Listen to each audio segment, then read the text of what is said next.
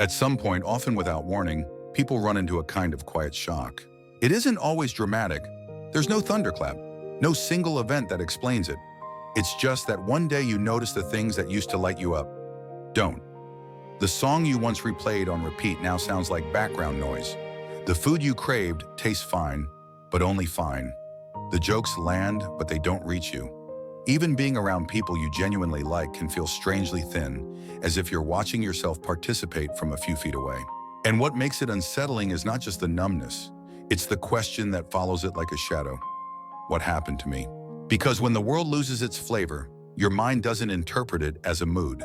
It interprets it as a warning. It assumes something is broken. You start scanning yourself for explanations. Maybe I'm depressed. Maybe I'm burned out. Maybe I ruined my dopamine. Maybe life finally wore me down, and this is what adulthood really is, a slow fading of color. So you try to fix it. You search for something, anything that will bring the spark back.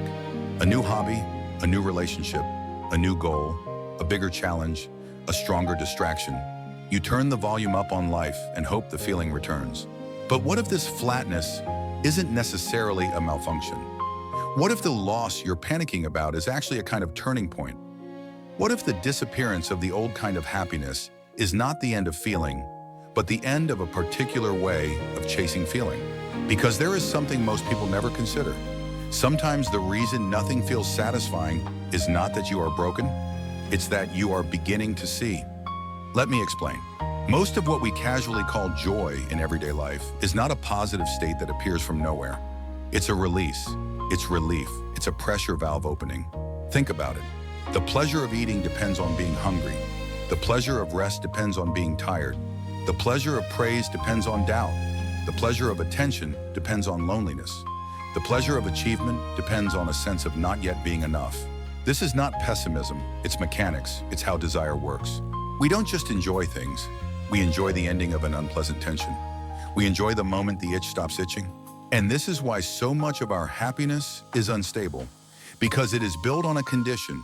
It requires a problem first. It requires discomfort as fuel. You want something, you get it. You feel good, briefly. Then the system resets. A new lack appears, a new itch forms. The mind says, that was nice, do it again. And if you look closely, you'll see how much of life becomes a loop. Wanting, getting, fading, wanting again. Not because you are greedy, not because you are weak, because the mind is designed to move. It is a machine that generates forward motion by generating dissatisfaction. This is why so many spiritual traditions describe ordinary life as a treadmill. Not because life is nothing but misery, but because even our pleasures often carry a hidden restlessness.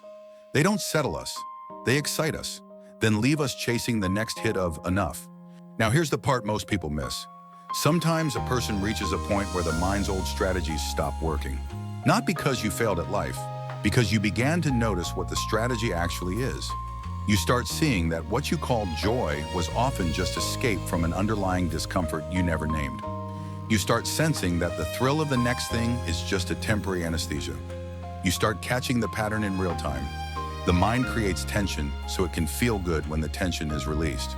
And once you see that pattern, really see it, the old pleasures lose their magic. They don't hit the same because you can't unknow what you now know. The trick is exposed.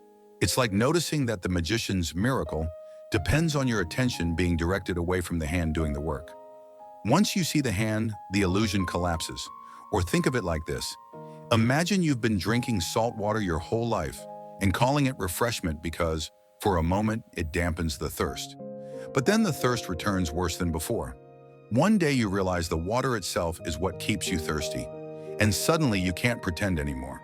This is what it can feel like when the spark disappears. Your mind is no longer easily hypnotized by the old distractions. And that feels like death, because the mind equates stimulation with aliveness. It equates excitement with meaning. It equates emotion with proof that things matter. So when excitement fades, it assumes meaning has faded too.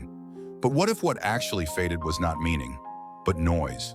What if what you're experiencing is not emptiness in the negative sense, but the collapse of a certain kind of addiction?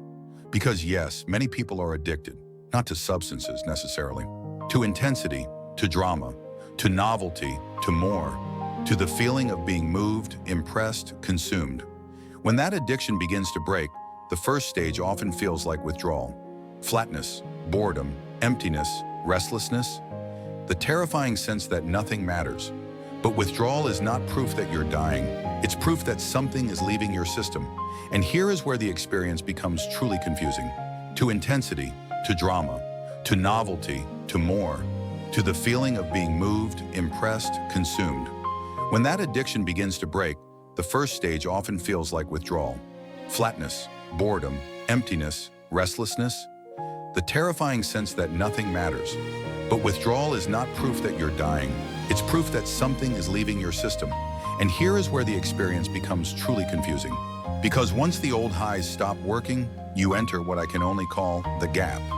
The gap is the space between an old identity and a new one. The old way of living was built around chasing happiness, chasing improvement, chasing relief, chasing the next moment that will finally make you feel complete. But when the chasing loses its power, you're left standing in silence. And the silence can feel unbearable.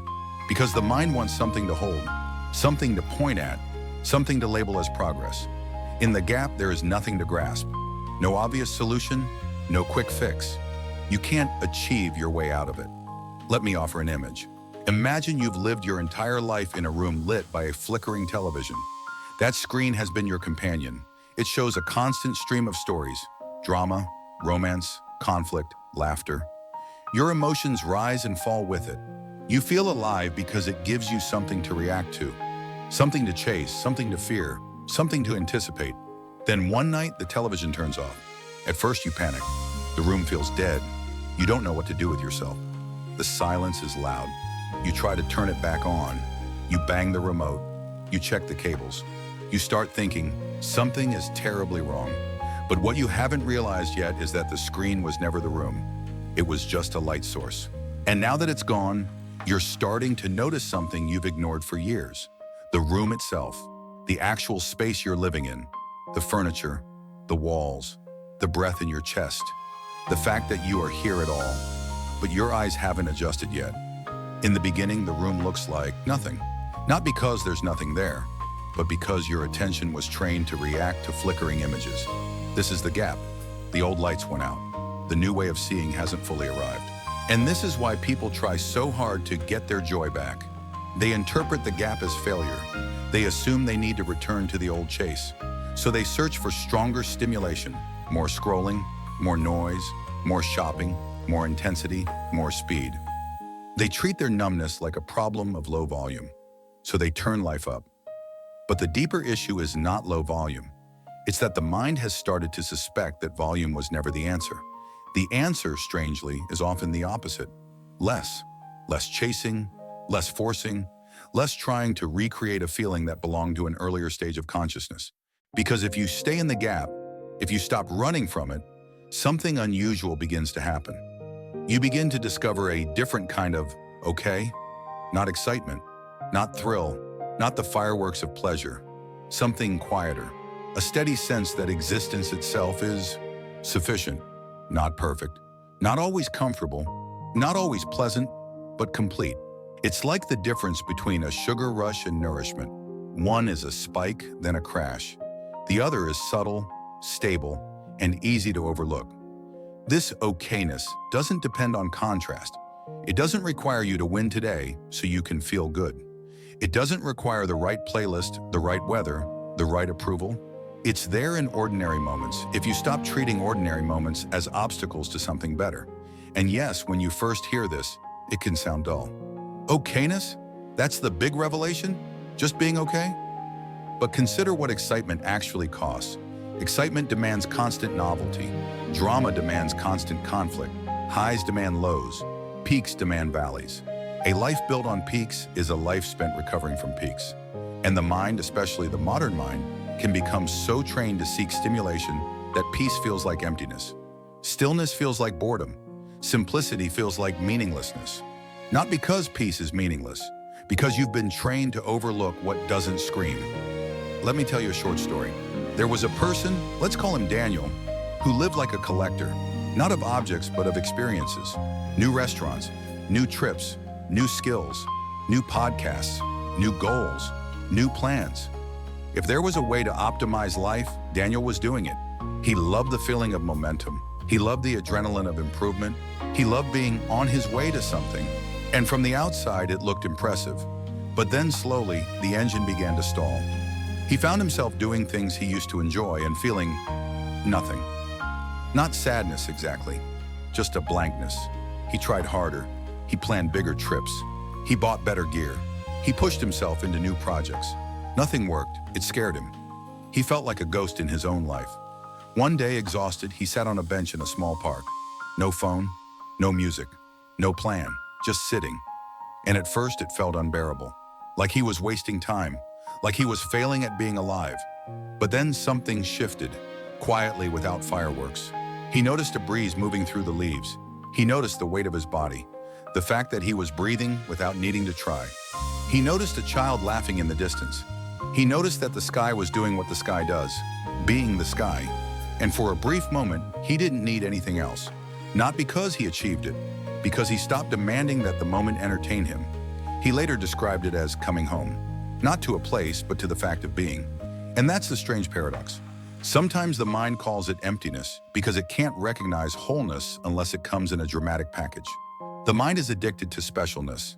So when specialness fades, it assumes life has faded. But what's actually fading is the mind's constant demand that life be more than it is. Now here's the difficult truth. You cannot force this shift. You cannot manufacture it. You cannot hustle your way into peace. Because the very act of trying implies that something is missing, that this moment is not enough, that you are not enough. And that assumption is the engine of the old system. It's like trying to fall asleep by clenching your fists and shouting, "Sleep now." The harder you chase it, the farther it runs. So what do you do when you're in the gap? You do what needs to be done. You eat, you shower, you work, you answer the messages, you go on the walk, you take care of your responsibilities. But you stop demanding that these moments prove anything. You stop demanding that your breakfast should feel magical. You stop demanding that your friends should always feel exciting. You stop demanding that every day should carry fireworks. You let life be ordinary without interpreting ordinary as failure.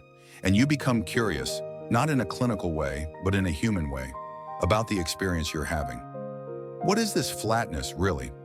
Is it sadness? Or is it simply the absence of the usual mental chatter? Is it meaninglessness? Or is it the mind not knowing how to be quiet without calling it empty? Is it depression? Or is it a transitional phase where the old motivations no longer convince you? Now, I need to be clear. If someone is truly clinically depressed, that is real and it deserves care and support. But many people who feel this loss of joy are not sick. They are shifting. They are waking up from a certain kind of trance. And the mind hates waking up, because waking up means losing the familiar. Even if the familiar was exhausting, the mind would rather hold on to a painful certainty than enter an uncertain freedom. This is why the gap feels scary. In the old world, you knew your role. Chase pleasure, avoid pain, build identity, seek validation, collect achievements, distract yourself from silence. In the new world, those strategies don't satisfy. They feel thin. They feel like cardboard. So who are you now? The gap forces that question. And here's one final thought that can reframe everything. Maybe you haven't lost joy. Maybe you have outgrown a childish version of joy. A child is delighted by sugar. A teenager is thrilled by novelty. An ambitious adult is fueled by achievement. A wounded person seeks relief through distraction. But some people reach a point where the mind sees the pattern and says quietly, "This is not it." And when not it becomes clear, the old pleasures don't work. Not because life is empty, but because your consciousness has become too honest to accept a cheap substitute. You are being thrown back onto the simplest thing of all, the fact that you exist, the bare truth of being alive. And compared to the excitement of chasing, that can feel like nothing. But it is not nothing. It is the ground beneath everything. It is what existed before you learned to chase. It is what remains when chasing stops. And it is so simple that the mind overlooks it constantly, always hunting for something more stimulating, more dramatic, more special. What you're being invited to discover is that there is nothing more profound than the present moment, not because it always feels good, but because it is real. This breath is real. This awareness is real. This moment is real. And reality, even when quiet, is complete. So if you're in that season where nothing feels the way it used to, don't panic. Don't treat it as proof that you're broken. You may be in the gap, and the gap is not a mistake. It's the space where old illusions dissolve. It's the pause between chapters. It's the silence before a different kind of music begins. Stay with it, not with desperate effort, not with forced positivity, not by trying to recreate the past. Stay with it by simply allowing your life to be what it is. Let the flatness be flat. Let the boredom be boring. Let the emptiness be empty. Because sometimes emptiness is not the end. It's the clearing. It's the room. It's the bowl-making space. And in time, quietly, gradually, in a way your mind can't schedule, you may find yourself noticing something you missed for years. A gentle steadiness underneath everything. A calm okayness that does not depend on excitement. A sense that you don't have to chase the moment because you are the moment. And when you stop seeking, you may discover, almost absurdly, that you were never on the wrong side of the door. You were always already here, and here, without needing to become anything else, is enough.